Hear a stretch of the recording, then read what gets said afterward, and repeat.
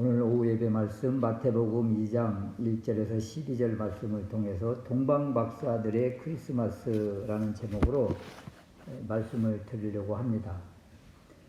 사람들은 저마다 그 기대를 안고 산다고 합니다. 어찌 보면 꿈과 같은 것인데요. 이런 것들이 하루하루를 힘있게 살아가게 하는 그 원동력이기도 합니다. 여러분, 기대가 없다, 꿈이 없다 그러면은요, 하루하루 사는 것이 얼마나 무기력하고 힘들겠습니까? 그런데요, 또 부푼 기대를 안고 갔는데 기대를 저버렸다 그랬을 때의 그 상실감과 허탈감은 또 말할 수가 없죠. 오래전에 서울에 있었을 때 이제 맛집이라는 말이 별로 없을 때 막 텔레비전에서 엄청 쭈꾸미 맛있다고 막 사람들이 줄을 서 있고 뭐 그렇게 해가지고 저 일산까지 이제 막 찾아갔어요. 갔는데 아유, 텔레비전에서 그 선전하는 것과는 전혀 다르게 맛도 하나도 없고 동네 그 쭈꾸미 맛집만 또 못하고, 그래서 이 참 소문 들어서 기대를 안고 갔는데 그냥 완전 그냥 허탈감 가운데 온 적이 있는데, 기대가 크면 그 기대만큼 이렇게 부응이 돼야 되는데 그렇지 못할 때 참 상실감은 또 말할 수가 없죠. 힘들게 준비한 취업 준비생이 원하는 곳에 합격을 했어요. 그래서 직장 생활을 하는데 자기의 생각과 전혀 달라서, 야, 이럴 때 사표를 내야 되나, 아유, 취업하기도 힘든데 그냥 그렇게 또 다녀야 되나, 얼마나 고민이 많겠어요. 그래서 우리의 사실 기대감과 이렇게 다른 부분들이 살다 보면 의외로 너무도 많습니다. 기대감만큼 이렇게 삶이 연결이 안 된다는 거죠. 그러니까 삶이 재미가 없는 거예요. 힘도 들고. 우리는 성탄절 하면 기대하는 것이 많이 있잖아요. 예수님이 중심이지만 그래도 또 한편으로는 뭔가를 또 누구를 통해서 받기를 원하고 해주기를 원하고 이런 기대감이 있는데, 이런 기대가 또 이루어지지 않으면 또 그만큼 또 힘도 드는 것입니다. 우리는 성탄과 관련해서 늘 이렇게 이야기하는 사람 중에 그 한 부류가 이 동방박사들이에요. 동방박사들. 오늘 주인공 동방박사들인데, 이 동방박사들은 별을 관찰하는 사람들입니다. 별을 보고 인물이 태어나고 숨지고 하는 것들을 이렇게 예상하고 이렇게 아는 거예요. 여러분, 우리도 보통 그런 말들을 많이 하잖아요. 큰 인물이 돌아가시면 큰 별이 졌다 이런 말을 해요. 이런 것처럼 어떤 한 별이 지면 큰 인물이 세상을 떠났나 보다 이렇게 하고, 또 어떤 별이 착 떠오르면 큰 인물이 태어나는가 보다 이렇게 바라보거든요. 그래서 이 동방박사들이 별을 관찰하다가 특별한 별 하나를 보고 어떤 큰 인물이 이 세상을 움직일 어떤 분이 태어나셨나 보다, 우리 따라가 보자. 그렇게 해서 따라올 때 얼마나 기대감이 컸겠습니까? 그래서 오고 산 넘고 물 건너 사막을 건너 이렇게 해서 왔는데, 마지막 인도한 곳이 이 베들레헴의 초라한 곳으로 인도하고, 그곳에 가니까 아무도 알아주지 않는 요셉과 마리아가 있고 거기에 아기 하나가 있는 거예요. 이랬을 때의 마음이 어땠을까 이런 거죠. 그래서 기대감처럼 그 기대감을 충족이 되는가 이런 것들이에요. 그래서 오늘 동방박사들의 주님을 맞이하는 이 동방박사들의 크리스마스를 통해서 주님이 우리에게 주시는 메시지가 무엇인가 이런 것인데요. 첫 번째는 동방박사들이 우리에게 주는 성탄 메시지가 있습니다. 그것은요, 아기 예수, 주님 만나려면 우리의 시각을 주님께 고정해야 된다. 이런 거예요. 동방 박사들이 동방이라고 하는 곳, 보통 페르시아라고도 하고 바벨론이라고도 하는데, 이들이 별을 보고 예루살렘까지 왔다. 예루살렘까지 별 보고 별 따라 왔던 이들이 예루살렘에 와서 자기들이 생각을 하는 거예요. 아, 유대인의 왕이 태어났구나. 유대인의 왕, 그러면 왕의 아들이 태어났다는 거 아닙니까? 왕자가 태어났겠구나. 그래서 자기 생각대로, 자기들의 주관대로, 자기 마음대로 그냥 예루살렘 성 궁전으로 들어간 거예요. 그래서 그곳에 가서 왕의 아들이 태어났습니까? 이렇게 묻는 거죠. 2절 말씀에 유대인의 왕으로 나신 이가 어디 계십니까? 왕궁에 가서 왕자가 태어났느냐고 묻는 거예요. 자기들의 그 지레 짐작, 자기들의 판단, 자기 결정으로 왕궁에 가서 왕자가 태어났습니까? 이렇게 묻는 거죠. 확인해 봤더니 여기가 아니구나. 이것을 알게 된 거예요.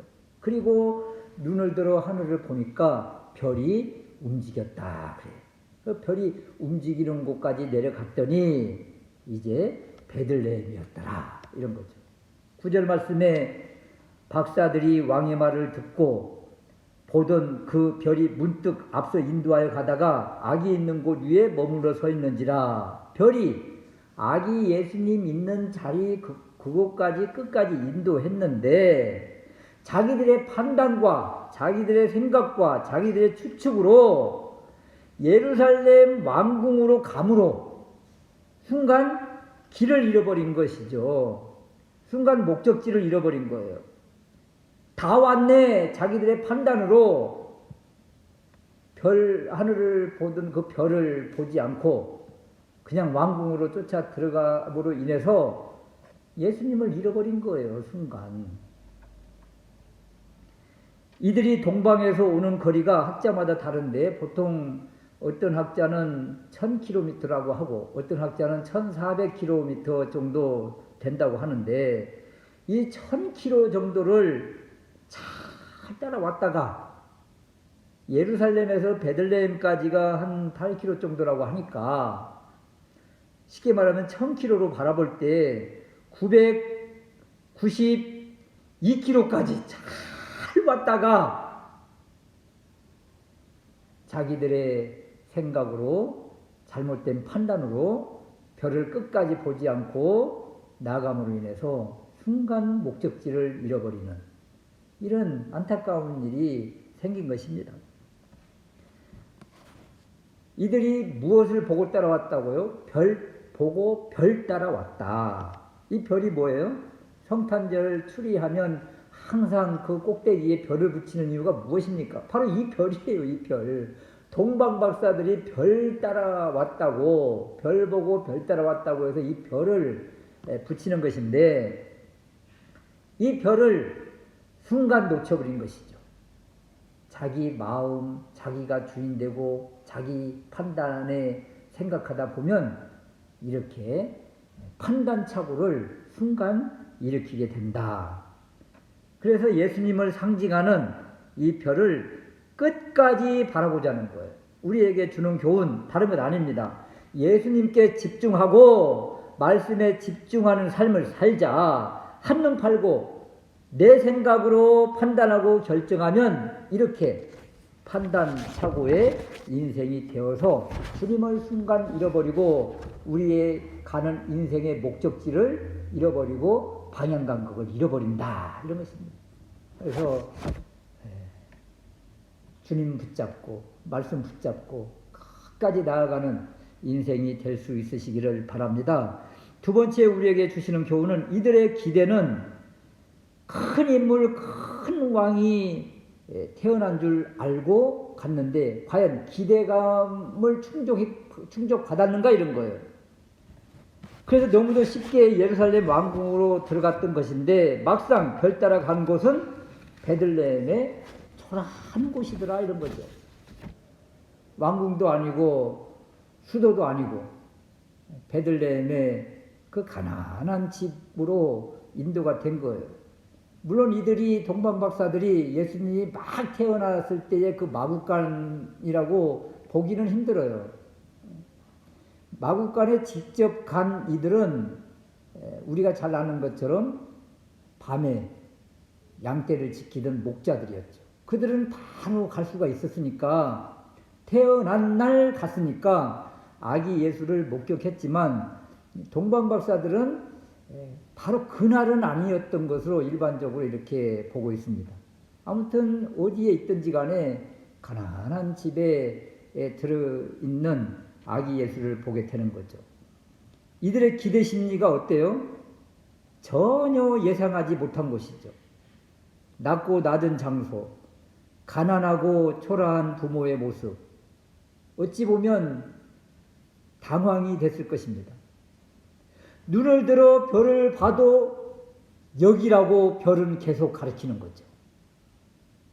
여기라고 계속 가르치는데 가서 본 현장은 자기들의 마음과 자기들의 기대와 전혀 다른 거예요.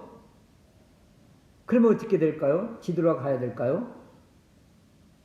그런데도 불구하고 이 동방박사들은 자기들의 기대 심리와 다름에도 불구하고 10절 말씀에 보니까 그들이 별을 보고 매우 크게 기뻐하더라. 집에 들어가 아기와 그의 어머니 마리아가 함께 있는 것을 보고 엎드려 아기께 경배하고 보배압을 열어 황금과 유향과 몰약을 다 예물로 드렸다. 이런 겁니다. 이들은 두 번 실수하지 않았습니다. 첫 번째 실수가 어디입니까? 예루살렘 왕궁이었어요. 자기들 생각, 자기 판단으로 그냥 무턱대고 여기겠지 하고 결정해서 들어간 곳이 왕궁이었는데 이것은 자기들의 실수였죠. 두 번째는 어때요? 여기는 아니지. 설마 여기겠어? 이런 생각이 들 수 있는 곳인데도 불구하고 두 번째는 실수하지 않았습니다. 별이 비추는 곳이니까 여기가 확실해. 그러면서 자기들이 준비해온 황금과 유향과 몰약을 다 예물로 드리더라. 별을 보고 별이 지시한 그곳, 이곳 상황과 환경을 보지 않고 자신들이 드리고자 약속한 그것을 온전히 드리는 모습, 바로 이 모습이 동방박사들이 지금 바른 크리스마스, 바른 예배를 지금 드리고 있구나. 이 모습이 진정한 예배자의 모습이구나. 이런 것입니다.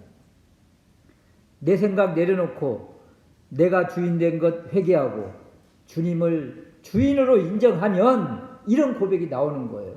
어떤 상황과 어떤 환경에 상관없이 주님은 나의 왕이십니다. 나의 주인이십니다. 이렇게 고백할 수 있게 되더라.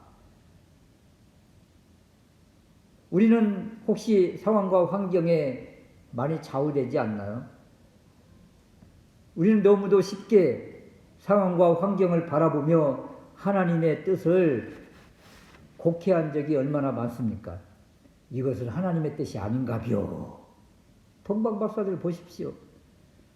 어찌 보면 자기 생각과 다를 수 있음에도 불구하고 자기들이 준비하고 자기들이 가져온 가장 귀한 것들을 다 드리더라. 예물을 대충 드리거나 미리 준비해온 예물을 다시 넣거나 아니면 일부만 드리지 않더라. 이런 거예요. 가져온 가장 좋은 것을 주저함 없이 기쁨으로 온전히 드렸다. 이것이 바로 진정한 예배이고 바른 예배자의 모습이라. 이런 것입니다. 우리는 그런 말들이 있습니다. 헌금을 어느 정도 드리려고 계획을 하고 예배에 참석을 했다가 그냥 목사님이 설교가 자꾸 길어지는 거예요. 아이고, 보통 설교가 20분, 30분이면 끝나는데 35분 넘어가, 아이고, 그러면 이제 헌금을 하나씩 빼는 거예요, 이제. 가지고 갔던 준비한 헌금을 10,000원 빼고, 아이고, 더 길어지네. 또 하나 빼고. 그래가지고는 마지막에는 그냥 대충 신용만 하고 오는 경우가 있다는데, 그래서 지금은 아예 그냥 이제 예배 끝나고 헌금 시간을 가지지 않고 그냥 들어오면서 다 이렇게 내게끔 한다고도 하고 뭐 그런다는데, 우리가 좀 은혜가 안 된다고 해서 하나님께 드리려고 계획한 것들을 이렇게 빼면 이것이 어떻게 온전한 예배가 될 수 있겠느냐고요. 동방박사들 보십시오. 준비한 모든 것들, 상황과 환경을 바라보면 전혀 아닌데, 그럼에도 불구하고 온전히 드리는 이러한 모습을 통해서 우리의 상황이 좀 좋지 못하고 내 뜻대로 되지 않아도 하나님을 향한 이 마음은 온전해야 되겠다. 그리고 준비한 것들, 또 기도한 것들, 예비한 것들은 온전히 하나님 앞에 드려야 되겠다. 이러한 것들이 바로 서원을 하나님께 드리는 것이잖아요. 이러한 마음으로 하나님께 영광 돌릴 수 있으시기를 주님의 이름으로 축원합니다. 또 하나, 이 성탄절을 생각하면 성탄절을 방해하는 무리가 또 꼭 나옵니다. 이 헤롯 왕과 당시대 종교 지도자들의 모습인데, 유대인의 왕이 태어났다는 이 동방박사들의 말을 듣고 이들의 반응을 보십시오. 그러면 기뻐해야 되잖아요. 메시아가 태어났다는 이야기니까. 그런데 3절 말씀에 헤롯 왕과 온 예루살렘이 듣고 소동했다. 이들은 새로운 왕의 탄생을 반기지 않는 거예요. 자신들의 위치와 자신들의 직위, 자신들의 권력, 자신들의 특권만 생각하고 어떻게 이것을 지킬 수 있는가, 여기에만 집중하고 있는 거예요. 그래서 새로운 왕의 등장, 새로운 메시아의 등장을 기뻐하지 않고 소동했다. 흔들리고 당황하고 불안해하고 있는 이런 모습입니다. 그리고 이들은 메시아가 어디서 태어날지를 알고 있는 사람들이에요. 이들은 구약에 능통한 사람들입니다.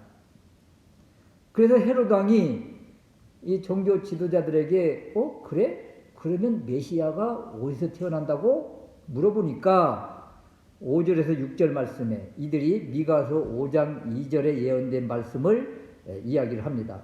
베들레헴에서 한 다스리는 자가 나와서 내 백성 이스라엘의 목자가 되리라. 베들레헴인 것을 알잖아요. 그리고 8절 말씀에 헤롯 왕이 이런 말을 합니다. 나도 가서 그에게 경배하게 하라. 나도 태어난 그분께 예배하러 가겠노라. 이렇게 이야기를 해요. 이 말은 경배, 예배를 이용해서 예수님을 죽이려는 간교한 술책입니다. 이들은 권력과 자기 자리만 지키려는 세속적 야망가들이죠.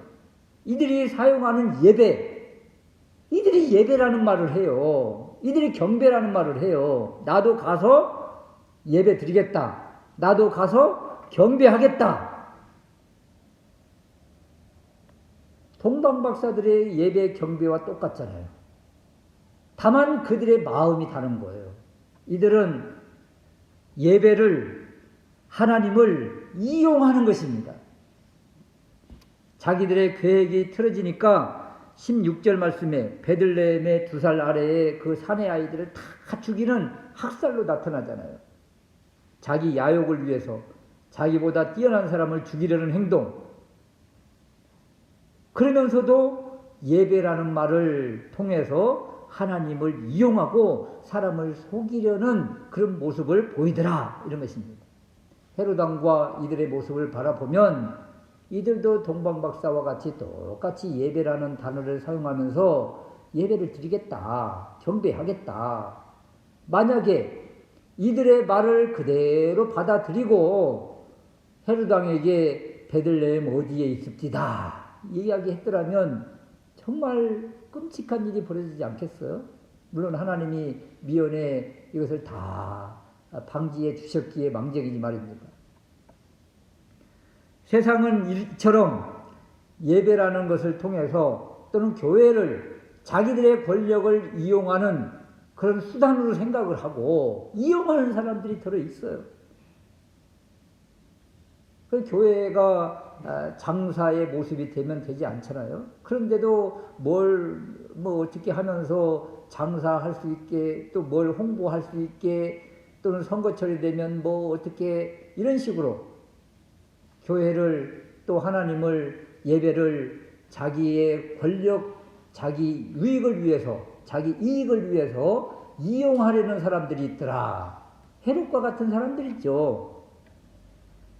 우리 마음속에도 이런 마음이 있을 수 있습니다. 남들에게 보이기 위한 신앙생활을 한다든지 그렇다면 내 안에 예수는 없으면서 예수가 있는 척, 믿음이 없는데 믿음이 있는 척 이렇게 행동한다면 이 헤롯에 이 경배하겠다 하는 이것과 별반 다를 바가 없는 안타까운 모습인 것이죠. 성탄절 예수님이 중심이 되고 또 말씀 따라가는 인생이 될 때 그때 빛이 우리의 인생, 우리의 목적지, 우리의 가는 방향을 비추어 주신다. 이 빛이 무엇입니까? 말씀이신 우리 주님이시죠. 그래서 주님께 더 집중하고 말씀에 더 창념하고 주님이 주신 이 성령님의 통치에 예민하게 반응할 때 우리의 인생 바른 길로 갈 수 있다. 우리의 기대감이 무엇입니까? 세상적인 성공과 번성과 형통입니까? 만약에 그런 기대감 가지고 우리가 주님을 믿는다면 허탈감과 실망감만 있을 수 있어요. 그러나 우리의 기대감, 그건 다른 것이 아닙니다. 우리 주님이 우리의 기대예요. 성령님이 우리의 기대고 말씀이 우리의 기대입니다. 다른 것이 기대가 아닌 거예요. 그래서 어느 날 말씀이 깨달아지면 마음에 기쁨이 넘친 것이고 어느 날 이렇게 있는데 갑자기 성령님의 임재가 느껴지면 그것으로 그냥 마음이 충만한 기쁨이 넘치는 것이고 어쨌든 가는데 꼭 가고 싶은 대로 내 몸이 움직여지는 것 이런 것들이 바로 성령의 인도 말씀 따라 가는 인생 그런 인생이 아니겠습니까?